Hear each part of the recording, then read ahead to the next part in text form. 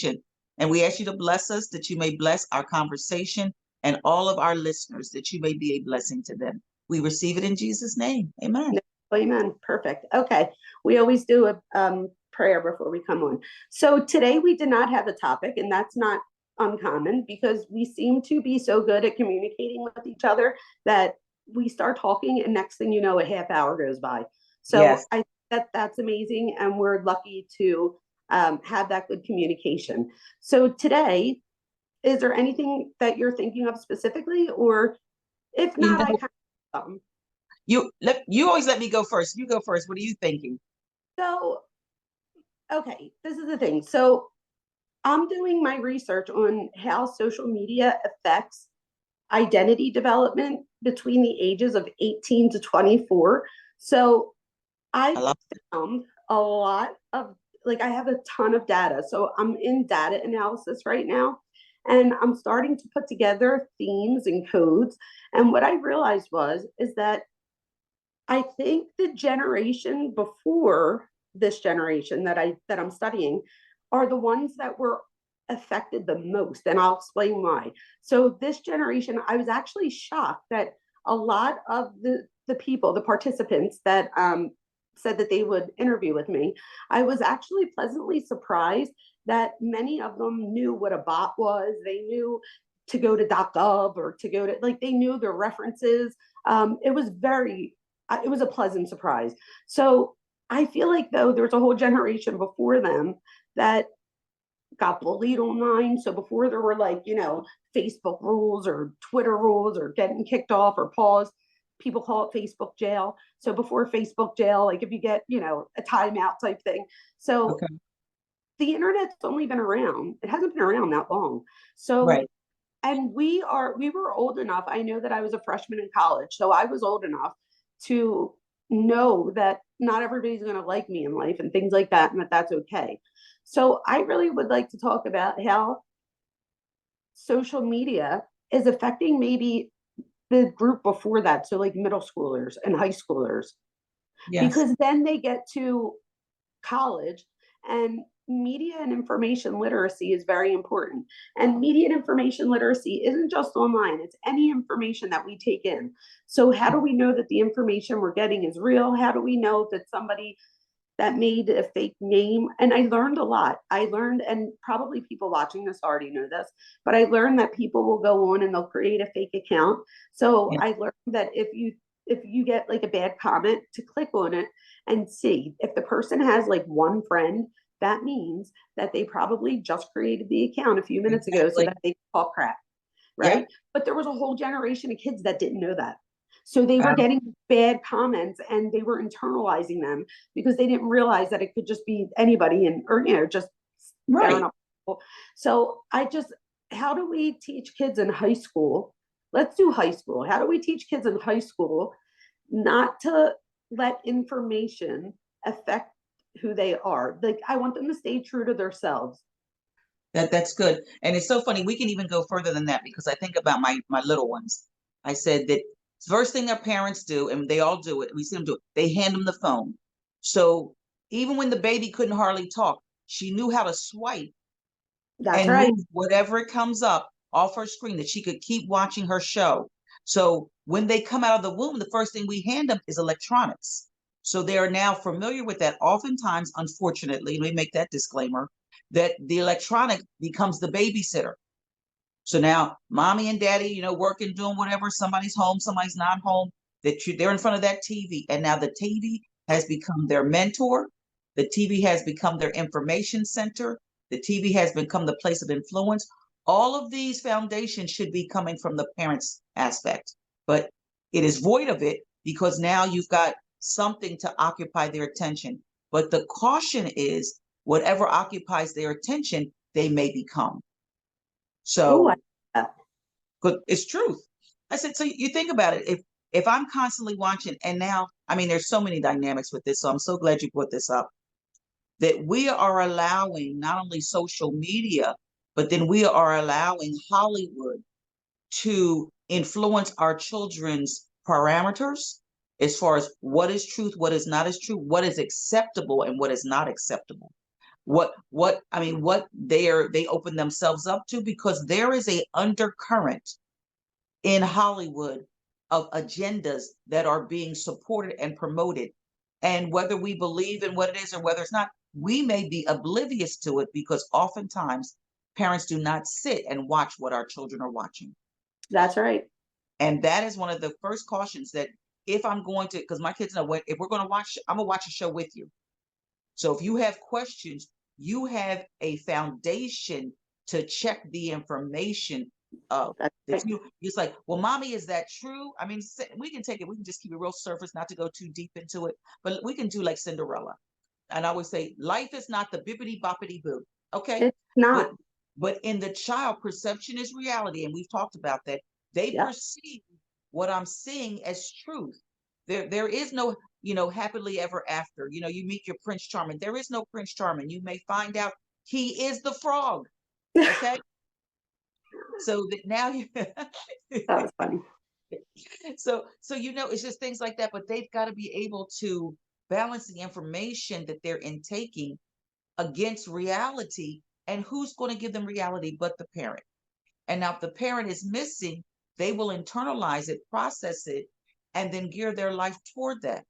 I mean, you counsel Yeah. people like I do, that they have this image or this picture of what relationships should look like. But the first thing they come in, I ask them, who built the confines of your relationship ideal? Who built it? That's a great question. Because I didn't know what I'm dealing with. If you came from a split home, if you came from a military family, if you came from a very strict family or religious family, that your framework is different than someone that might have been from California and he was a 60 child. That there are different confines. So now to merge that all together and now try to build a family unit, you are going to hit some roadblocks because you're coming from a different aspect. That's So right. In psychology, we call it a mode. So your mode is like your structure that you're born into. So when I was born into Roman Catholic. I was born into my Italian culture. I was born into a lot of different things. You know what I'm getting at. So yeah. then at some point, usually in our high school years and in college, we start to question some of the things that were prepared for us when we were little. This is my thing. I think that we all did we all wanted people to feel so inclusive about body and but just everything, like body influence, gender, things like that, sexuality.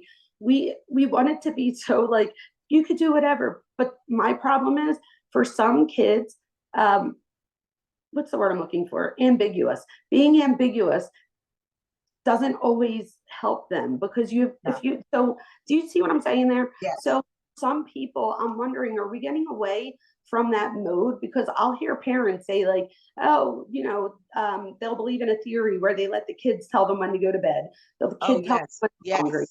The kid, what do I want to watch? Stuff like that. Yes. So my thing is, if you're doing that now, then are you setting your kid up for failure later? I mean, maybe not. I don't know. I didn't raise my kids that way, but I don't know. I feel like their mode has to be solid so that when they get out into the real world, they already know that Prince Charming probably isn't coming with his Ferrari to pick you up. Right. And see that again, of course, is, and I think that it's good because we are deflating the fantasy that the world offers them. So, and I think that needs to happen. Like desensitizing? Yes, that needs to happen at home because at least home is a safe place. See, if we allow the world to deflate them, they're gonna hit hard. But here, I can cushion it, I can mold it, I can help you recuperate from it, I can help you develop in it, I can help you embrace the good part and then throw away the bad part. So there's still mentoring in the home. Yes. But if I allow the world to do it, the world's not mentoring you. The world wants what the world wants, and it's going to get it any way it can get it. Whether it rolls over you, whether it steps over you, that's the hard knocks of life. But I would say, say again. I said the hard knocks of life. That you're exactly right. Yes, because I always say, but life is the best teacher. That because is true. Life will teach you how to live. Yes. And everything we do are lessons. Like we take lessons out of it. So it's Yes. like, your first heartbreak, that's a lesson. You learn a lot of things. You learn how to, and breakups aren't always bad. Sometimes Nope. when you break up, it opens up an opportunity for you to advance yourself. But going back to the Hollywood real quick, I remember growing up seeing a lot of movies like Father of the Bride, like the fun family movie, like Parent Trap. So like these fun movies that were a little bit more real life than Cinderella and stuff like that, but they were like they ended with like a happy ending and like cute and all. I feel like then when social media and technology began to increase, I feel like so did how people can use it on big screens. And I think then there was a lot of action movies that came out and a lot of killing and fighting and blah blah Mhm. blah. And then the games, they have like the Mortal Kombat and Yeah. what is it, GTA Call or it, whatever. is it Call of Justice or something like that? Yeah, there's a lot of them. But the thing Right. is, so now are you desensitizing the kids? So if the kids play, Absolutely, absolutely. Because the reality is, though, our paradigm does not know the difference from fake and reality. Let me just prove that. And I think I you're probably right. said it one of our before. I said, when I'm in the movie, and I am a movie buff, love movies, that all of a sudden she's walking down the street and you hear this crazy music, then your heart start beating fast. It Now, does. I'm sitting in the movie. I know it's not real, but my eye is processing what I see and it's telling my brain it's real. It doesn't know the difference. So that's the danger in it. So right now, of course, we've all seen like the Jaws movie and the franchises of the Marvel, all of that, that we're in there and we're like holding on like, oh my God. Or something happens and someone dies in the movie. Why am I crying? Why? Why am I crying? Because my mind does not know how to shut off reality versus fantasy. And And for any that's the young thing. person that maybe is questioning you right now, because I could just hear like somebody in high school or college being like, "No, I know the difference." The thing is, no, you don't. If you're one of the affirmation, like if you give yourself affirmations in the morning, that's why it works because your brain doesn't know the difference between you talking to it and somebody else. So if you repeat over and over and over again, you're going Yes. to have a good day today. You're smart. You know what I mean? And that's why affirmations became a thing because people started to realize that when they thought positive of themselves, they had a more positive day. So Right. it's It exactly works. It the thing, and works. it's behind it as well. It is. And see, but that's the thing about it, because you're that same person. If I put like one of those heartbreak movies on, or one of the, what are they called? Hallmark movies, they will cry. And you've seen people do it. They're kind of trying to fake the fun. So I challenge that, because don't tell me you can watch something like that, whether it's something horrific or back to Call of Justice and that we're talking about as far as the little video games, that you're thinking about why crime is so rabid in inner cities. A lot of times the kids, because let's not erase the fact that, introducing our kids to, the electronics, social media and all that, it does harm our social skills. That's one, because I have no my interaction is with my scroll. That's my interaction. I don't have any one-on-one. So I'm disconnected from you physically. I'm disconnected from you emotionally, and I'm disconnected from you, spiritually. So there is a disconnect there. So if I'm on this game and I'm shooting everybody, and the games want to be so real now that they've got blood splattering here, your head chopped off here, you being wounded here. So then now you get a gun. And so now your mind is still playing the game, not realizing you're in So reality. people become an object instead of a person. So it's not like Melody who has a husband and two kids and blah blah blah. Yeah. It becomes you're like the person I just like. So you're just an object. Right. Because in the movie, I can raise you up or replace you. Yes, that's Okay. right. In the video, not the movie, apologize. I So mean, it's so just with that, but once again, that is a part of the numbing of society, that it keeps numbing the next generation, that now it's no longer offended by what should have been horrific. It's no longer affecting me. I'm not appalled by it. It's just like, oh, we'll get and another one. that's kind of right. That's kind of sad.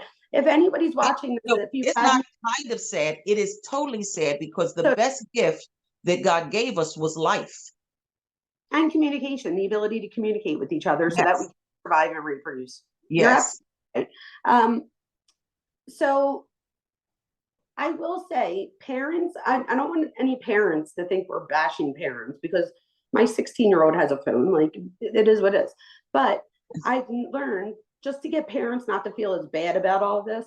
I've learned that you can actually go on your child's phone, scroll, do all the things, Yep. and they're so smart about technology that it doesn't, like, it's almost pointless to check your kid's phone because they know how to hide things. Like, they have like calculators. There's like calculator apps where it comes up as a calculator and you can use it as a calculator. But if you press a certain button and then put in your code, it opens up to something different. So it opens up to like a secret conversation, like if you're Wow. cheating. Isn't that Wow. crazy? So the kids already know how to hide the things that they don't want their parents to see. So, and for example, I hope Ava laughs at this, and I'm going to share this because this was funny. But last year, Ava does not get in trouble very often. Neither one of my kids do. They're very good kids. So she got in trouble for like the first time. I took her phone one time in her whole life, and it was this time. And I wound up giving it back to her like an hour later. But I took her phone, and I'm like, that'll show her because I know she like wants her phone and stuff. So I go out back because I'm like, I just need a minute. I need to get like fresh air, blah, blah, blah. Her window is right above on the deck. It's right there. Here, I'm out there just like, and all I hear is that dumbass forgot that I have an iPad or not an iPad, a MacBook. She was on the phone with her friends. I was Sure. like, oh my gosh. I like, my heart was like this. I like, so even in that moment when I thought I took her electronics away from her, I didn't because she just switched to her computer, which she Right. got in trouble for saying afterwards. And now like we'll kid around. I'll be like, oh, I'm a dumbass, ain't I? You know what I mean? And she'll be like, Mom, stop. And I'm like, no, you're the one that called me. But it's the truth. So if we don't, I think the only way that you could stop a kid from using their phone is if you shut off your cable altogether or pause your cable. But then are you pausing your phone? And why should your phone?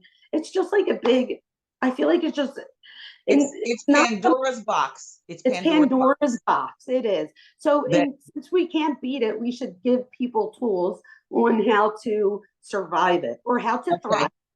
Okay, I like that. We're using social media right now. You're right. So you Very good. and I, And of course, once again, anything that we have access to, if we create boundaries with it, it can be to our benefit or our detriment. So we have to be the ones that control it. That's the first lesson. I said, two, you have to be engaged in your child's life. Now listen, I have raised two children. I understand that my kids are they're in their 20s now. So I understand as far as just the need to exhale for a minute. I was working, doing ministry, doing life, had businesses, all that going on. The last thing I wanted to do is come home and do homework. Okay. So I understand, okay, but then you build boundaries. You get an hour of TV, 2 hours of TV a day.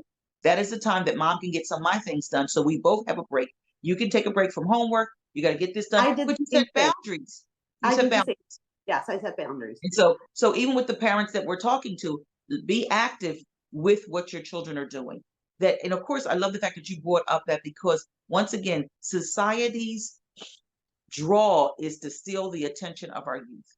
It is. Don't close, don't mistake. So that's why they give them ways or loopholes around. Oh, you don't have your phone, you can do this. Oh, you just download this app and you can do this. The Oh, you can write calculator your app, message and here. we could have a Yes, conversation till 4 in the morning. because it's always about usurping authority. So whether it's in the home, whether it's in the school, whether it's on your job, I'm going to give you access to what somebody told you couldn't have. So once again, that is a ploy of society, the enemies in our lives that really want to control our children. So we have to be engaging, So with them. those people that build a lot of these websites like Instagram and stuff, none of them let their kids use technology until I think it was 15. But don't quote me on that. But it was teen. It might have been 15 Sure. or 16. I don't know what it was. But my thing is, if you're creating something and then not letting your own child use it, why should my child That, use it? that should be a warning to us. But see, that's not put out there. It's put out there to like, it's fun. It's fun. It's entertainment. Oh, you should get this. That's how you think about TikTok, how TikTok blew up overnight, Right. overnight, It did. that it soared to the top.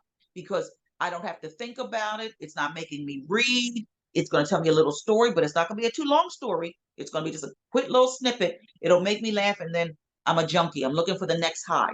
Well, I watch girls all the time, or well, guys and girls, but I watch mostly girls doing like the TikTok like 45 times till they get the one that they all like.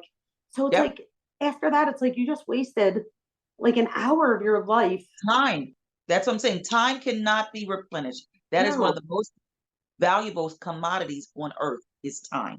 Yes. I said, but of course, if I steal your time, I still have the opportunity to control you. You know, I say this in church a lot of times. It's amazing because we don't realize for years we've been controlled for years and we haven't known it. And it wasn't about social media. It was TV then. That you think about it. What was the main thing that we always hear every winter? Oh, a storm's coming. Oh, this is the worst one ever. How many times do you have to tell me a storm is coming?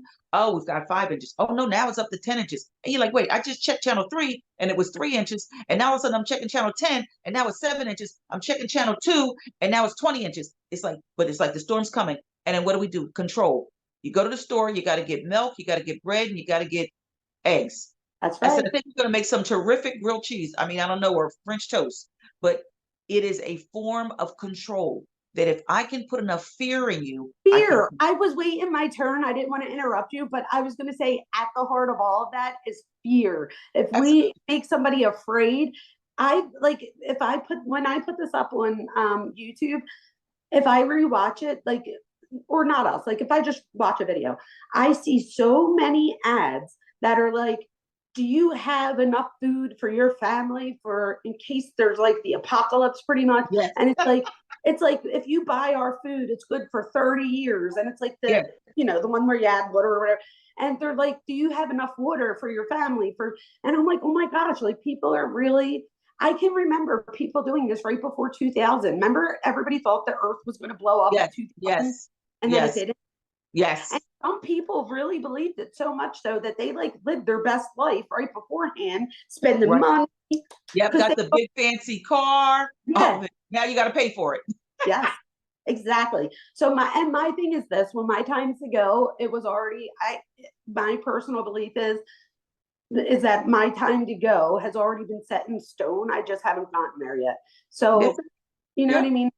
Does Yeah. that make It totally does. Because that is it. Because God knows my beginning from my end. He yes? already knows. Bible says he knows the way that I take. So he knows where I'm going to be when I'm supposed to be. So me being preoccupied by it, or even worse, being afraid of it, does not stop it from happening. You're absolutely right. So instead of being afraid, be prepared, but not in the way that like.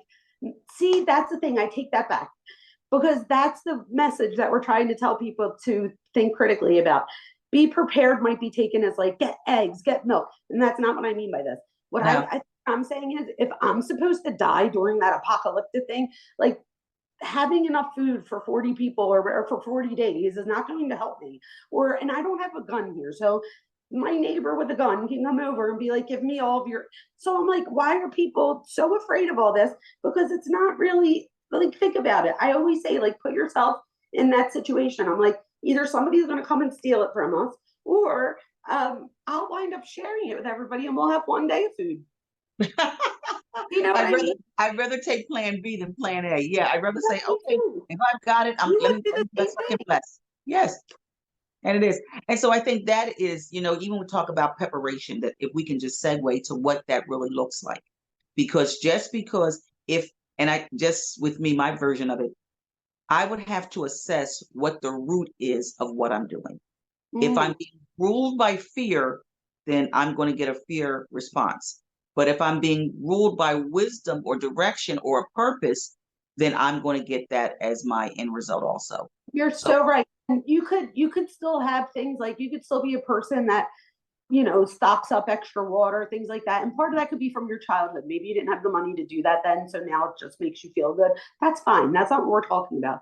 We're talking about like going out of your way to like stockpile your whole basement just in case of Armageddon. And so I yes. think so people know that we're not talking about like making sure you have milk and eggs, but when the storm comes up, you go to the store, and if you don't get there in time, there's no more milk and eggs. Right. And So you know what? Guess what? Newsflash update. You are still going to survive. You're still going to survive. do you know So how if I many got So if I And my got husband, cereal and milk, so I didn't get the eggs. I did, you know yeah, what I'm saying? So I'm still gonna survive, you and know. my But husband or I'll, like, you're always able to drive. In Philadelphia, they do the roads. I will give Philadelphia that. They're very good at doing like emergency roads, and we live right off of an emergency route. So it would be nothing for me to like go out and get something if I needed it. So my right, thing is, even if I did need it, I'm not going to go right before anyway, because talk about killing time. Now you're in a line that's out the door because everybody's uh, afraid for no reason. for I no mean, reason. yes, when I'm telling you, between 9/11, between COVID, I just remember going into the stores and there were racks and racks of empty shelves. And that, of course, once again, was to create that panic and that lack. Because what did they do? They upcharged everybody. They had the supplies in the back, but they waited for every day to refill it. And then they would say, oh, I remember this so vividly. I'm so glad you put this up. That they would send out like a text. It was like your little network, whoever was out shopping. Oh, so and so has wipes. And Yes. everyone would run to that, remember?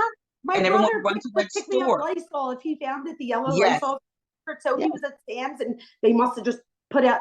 And so he grabbed me one. He didn't even call me. He just grabbed it because he was like, I know. But yes, Once you're right. again, it's control because now of course the stores can now mark up whatever price they want. And now they've got us like chickens running from store to store trying to scrape up enough. Oh, I've got Lysol. Oh, I've got wipes. Oh, I've got this. Oh, do you have masks? Oh, do you have gloves? It was all about the control. It was all about the control. And what does that all go back to? Money. Money, fear, Well, that's what I mean. Fear for us, money for the person that we're money for buying. them, yes, That's what I because mean. they're So sitting back laughing. And of course, the irony in all of it that I just took away with that whole COVID thing. So I am now, because of the way United States is structured, we are now depending on a country that actually released COVID to us. You know, they were talking about, all of that, that now, because everything is being imported. That's my whole point.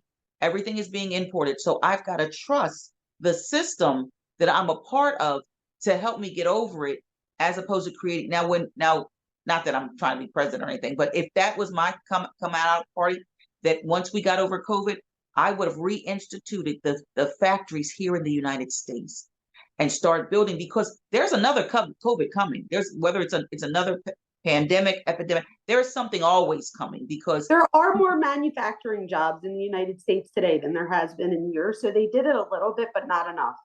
no, not And enough. we can cut ourselves off to the rest of the world, because then we're going to cut ourselves off to maybe things that aren't grown here or so like made Right. here. No, my So point is balance. My point is yeah, balance, that we still need to manufacture things here and abroad. You're going to always have the exchange, because the exchange is how the world grows and expands, that we share information. But we shouldn't be solely dependent on anybody for anything.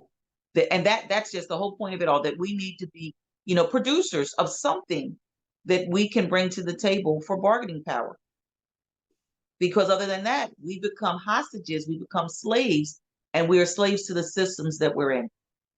Which I we don't know how are. we got all the way over here, but we're over here. Okay, we No, went back to, no, it all has to do with social media. People don't understand that the systems are rigged for. oh, I got Yeah, one. go How for it. what do you think about, it was funny, it was in one of our youth groups that there was something that Musk came out with. There's supposed to be like an implant that they're putting in that they want to put in your head. Do you know what I'm talking about? Because I don't No, have details about it, but I it's mean, something I that, heard people say like someday they're going to put a chip, but no, it was kind of like that they're trying it out, and the way they're marketing it is to the handicap. Because of course, always control is about, let me show you the this side of my hand, not this side of my hand. So they're marketing it to the mobility of those that are immobile, that it would help them. But eventually, it's going to have the capacity to have all of my technology go. So if I leave my phone home, I don't have to go back home. I can just think about a phone call and it'll call for me. It was kind of crazy that when they told me this, I have not researched it. So that's my disclaimer. So if anyone wants to comment on that, yeah, well, it this was is all for something education about. and entertainment purposes only. So, Yeah, but wait, that's crazy. that was. And of course, this was my youth group. They were telling me, they was like, oh yeah. And Musk is My really daughter Diana is going to have something to say about that because she's part of the please. disabled community, and her thing is like she feels like you just said, like that people are willing to exploit the disabled to get something. And we just had a whole conversation about this. So she would Wow. be furious. I would love to hear her take on it, because of course I just in school, I don't have the time to actually study. But when my youth brought it up, my mouth was open, like, are you kidding me that they're really talking about this? That this is an option? And then of course I do a joke like, did anyone see iRobot? You know, they're like, Yeah, right. No, seriously. Like some of these machines are starting to like have emotions. It's weird. yeah. And then my thing is, are we further than all this technology and social media and stuff? I feel like if we don't teach our kids and ourselves even how to use it in boundaries, then it kind of just goes off the rails, because It does. the electronics is everywhere, whether it's on your wrist, Everywhere. whether it's on. My daughter Gianna just got glasses for like our Yes. 2 year. She just got a pair of glasses. Ready for this one? They look like your glasses, like Yep. just glasses. Yep. She can press a button. Yep. And she can like put on like YouTube or something. Like it's a Bluetooth. So while she's at work, there's like a speaker right back here. So I can't hear it, but she can. Uh-huh. I'm like, can you imagine all day in school? No, a guy at my job has had it for a while. He will be talking to me, and because they have one, there's so many ways. There's one that have cameras in it, so I could be filming you when I'm talking. And the same thing, depending on what side or what button Talk I about have. privacy. One is connected to the internet. I mean, he was doing so many things with his glasses. So weird. Something innocent that, and of course, I just can see how bad this can go. I'm on a date or whatever, and now this guy has these glasses on. I don't realize I'm being filmed. Come on. Talking about a nightmare waiting to happen. Seriously. That's why we need even if he takes them off on the nightstand. Do you know what I mean? They're still filmed. Yeah. Oh no. God. So once again, our young ladies need to be aware of what's out there as far as technology, because like I said, I hear the stories all the time. Someone was filming me. I didn't realize they were filming me. That's invasive. Okay. So you have to know who you're dealing with and what is out there, what's around. You've got to be informed. And you have to be careful for young girls and young boys that are listening. You have to be careful. If your buddy takes a picture of his girlfriend or boyfriend, whatever, and they send it to you, a lot of people don't realize that if the person that got the picture, if they're under 18, the person that sent it to their friend is now considered an accomplice of child pornography. Wow. Yeah. And if I open it up, I now have it on my phone. Yeah. Yeah. So like you're putting other people at risk too by doing that. Yeah. It's crazy. This was a really good episode. It was. I do have a story. It was funny. This young lady Please, tell me. shared with me that a guy that she's not in a relationship with him, but he was pursuing her. And it wasn't really going where he wanted it to go. And now these are not kids. Let me just make that, because I don't want to have kids think like, oh, they are grown adults. And he sends her I would say, a vulgar picture of him and another young lady. And his comment was, she can do this with her eyes closed. And so she's telling me about it. She did not forward me the picture, because that would have been like, absolutely not. So she forwards to me, and I said, one, you need to cut him off, because he is showing you that he has no respect for her or you. Or you. Thank you. The fact that he would share it with you, that is a problem right there. And yeah, of course, what is he sharing with somebody else about me? Even if it's just information, like maybe not a news. But that's what I'm saying. Even if I had a bad day and I told him about my parents arguing, like that, then like, okay, if this person's going to share with me, they obviously share with other people. Absolutely. And that's what you need to see. I said, because right now he is showing you who he is. Believe him.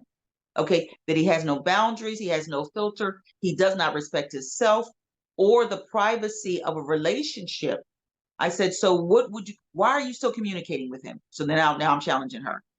And so she said, oh, I said, okay, because the reality is, though, he has shown you and told you what his agenda is. It is to end up in the bedroom. That is his agenda. He's told you. So why are you still playing around as if you don't know? And catch it on camera when you're not looking or you don't. I said, so you cannot be surprised when you get burned. I said, but once again, you got the thrill of the game.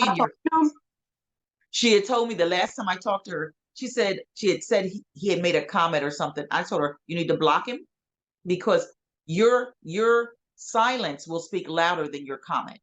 That's right. You block him, you delete him, he knows, oh, she's not giving me any feedback, she's not giving me any energy. She's done, because that should have been the last insult that you sent me. Yes. Because you don't respect me that you would show me another young lady doing that to you.